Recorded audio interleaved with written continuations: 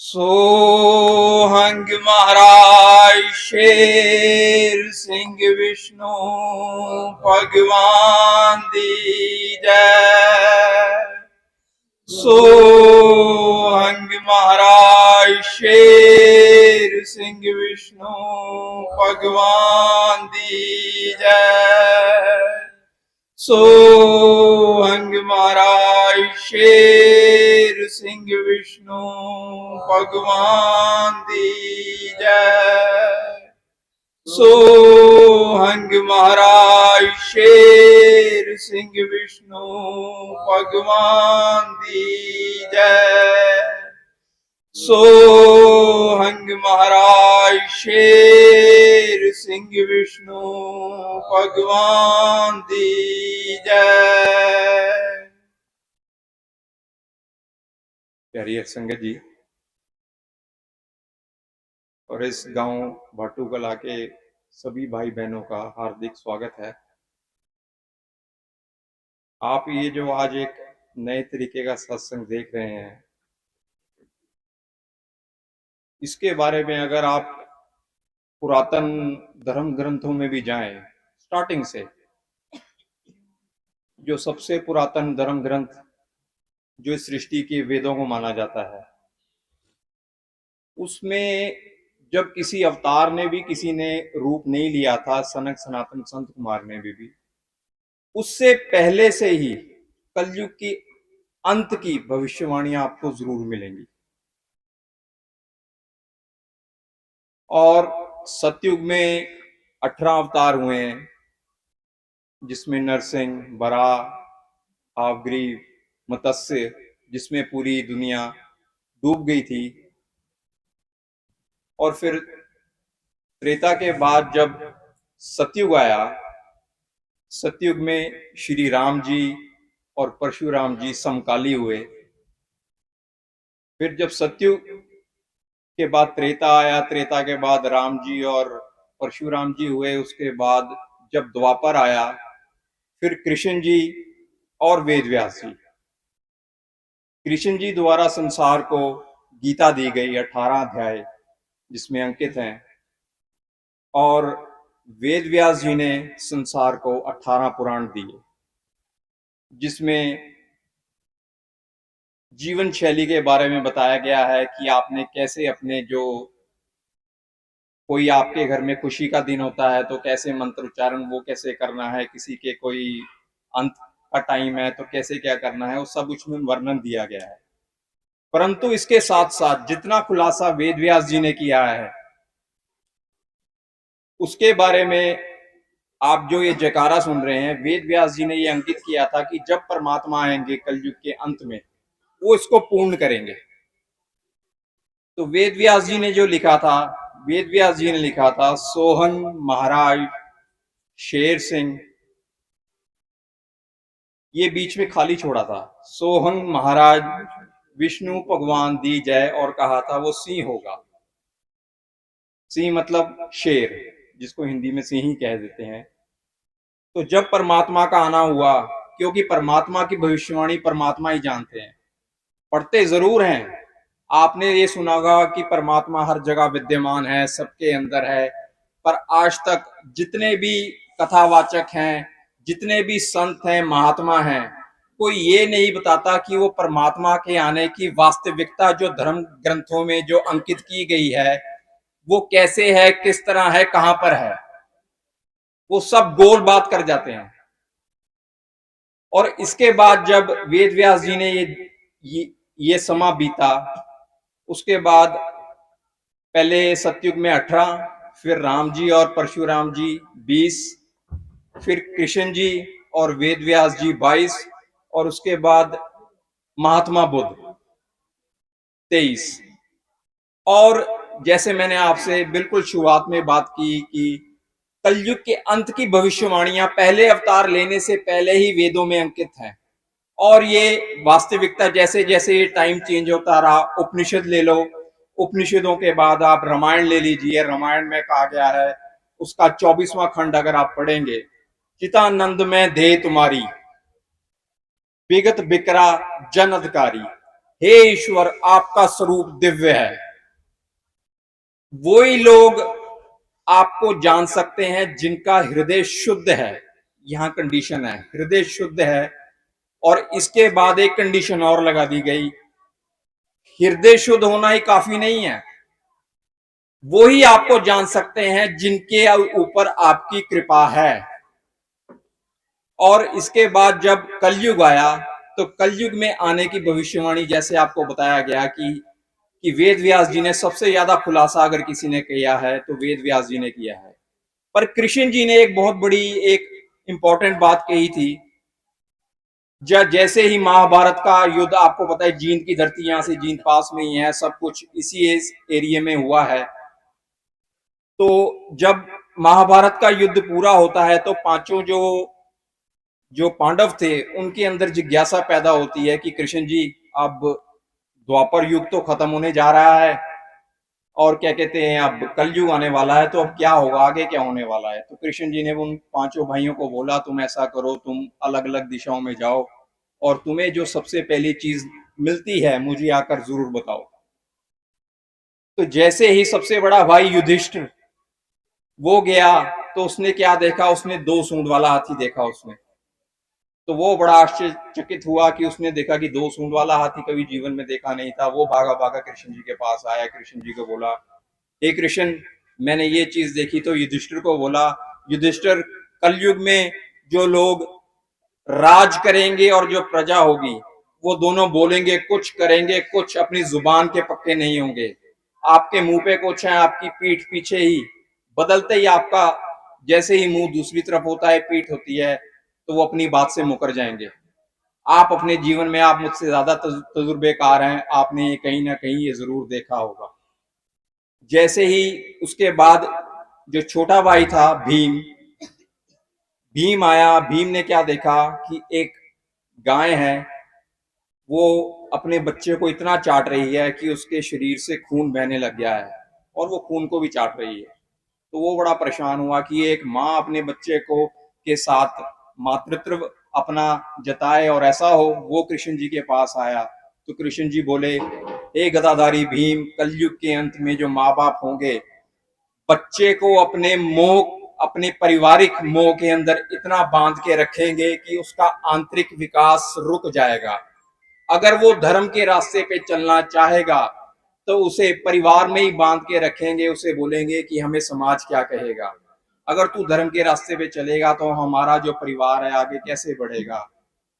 और अगर यही कार्य कोई पड़ोस में कोई किसी का बच्चा करेगा तो उसको जाके नमस्कार भी कर देंगे कि वो साधु बन गया है, बहुत पहुंचा पहुंचा हुआ साधु है, बहुत संत है, उसकी भगवान से बात है, तो उसको जाके नमस्कार भी कर देंगे। पर अपने बच्चे को आगे बढ़ने नहीं देंगे, सिर्फ यही कहेंगे कि बेटा धन दौलत कमा, धन दौलत भी जरूरी है, पर उसको अपने परिवार के मोह के अंदर ही बांध के रखेंगे।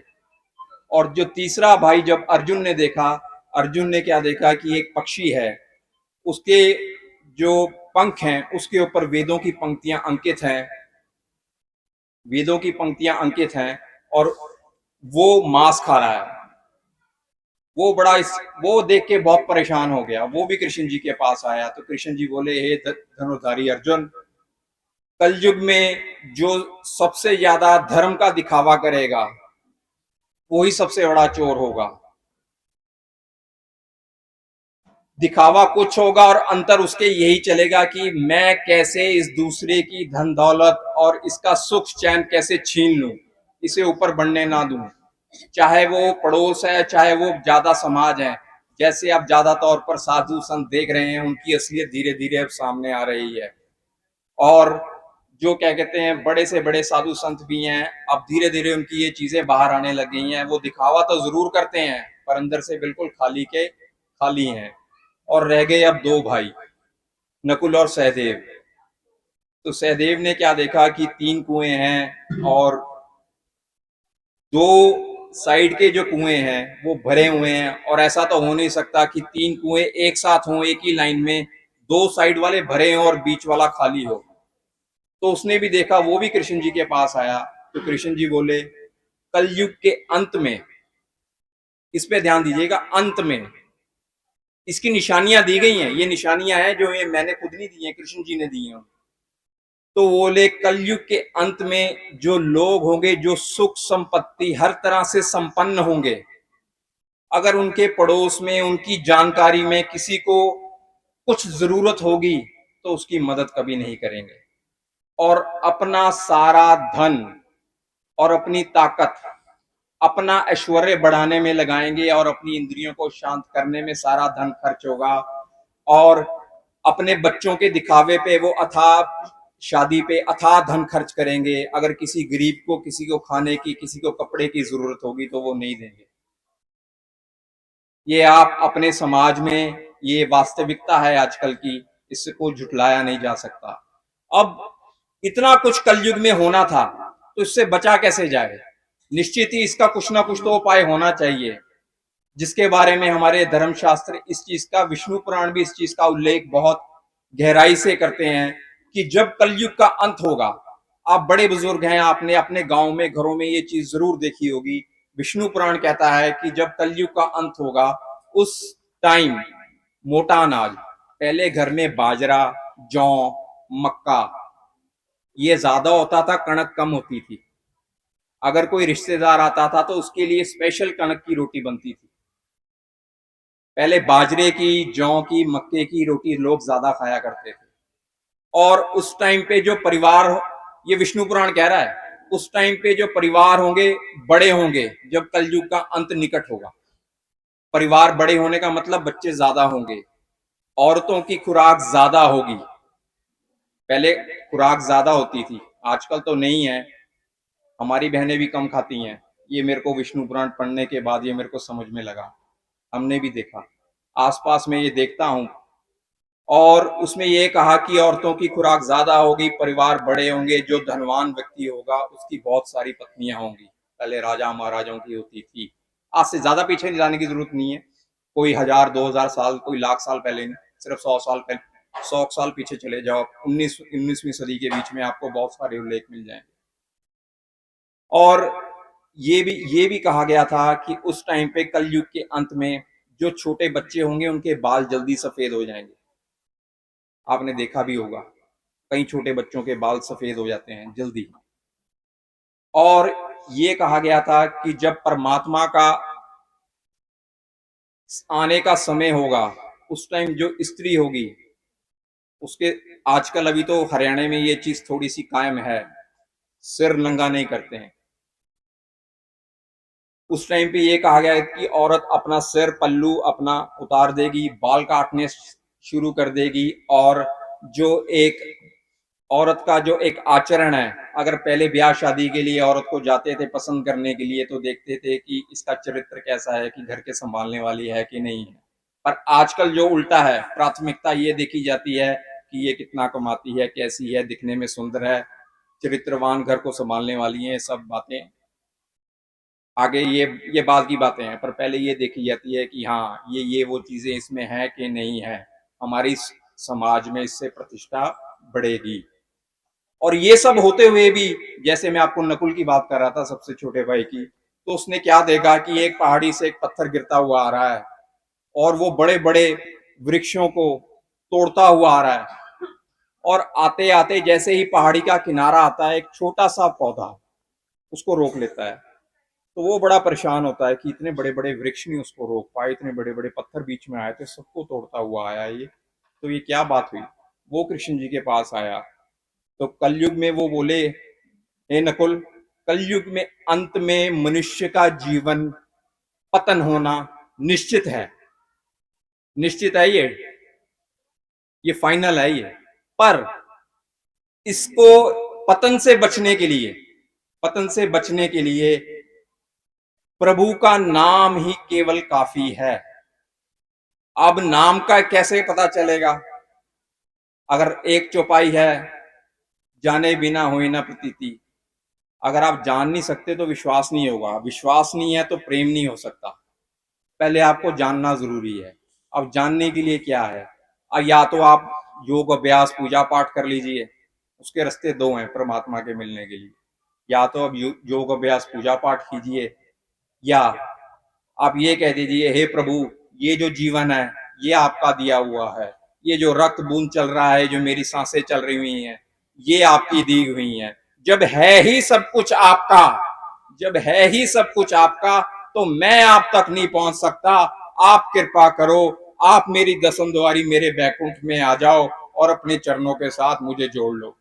ये मुझ में सामर्थ्य नहीं है कि मैं अपने विकारों से नाभि से ऊपर उठकर आप तक पहुंच सकूं। जो आजकल संसार में चल रहा है, सब बोलते हैं नाम जपो ध्यान धरो, पर वो कहीं ना जाके एक सीमित सीमित उसमें बंध जाते हैं और उससे आगे नहीं बढ़ पाते हैं। और यही उस टाइम कृष्ण जी ने कहा था कि प्रभु का नाम ही बचा पाएंगे। और ये कलयुग के इशारे, अंत के इशारे ये दिए गए थे। और ये सब जब हुआ, तो जब ये कलयुग का अंत आया, तो उसमें एक और चीज बोली गई थी। इस बात का प्रमाण गीता भी देती है। 7वां अध्याय गीता का आप 19वां श्लोक पढ़ लीजिए।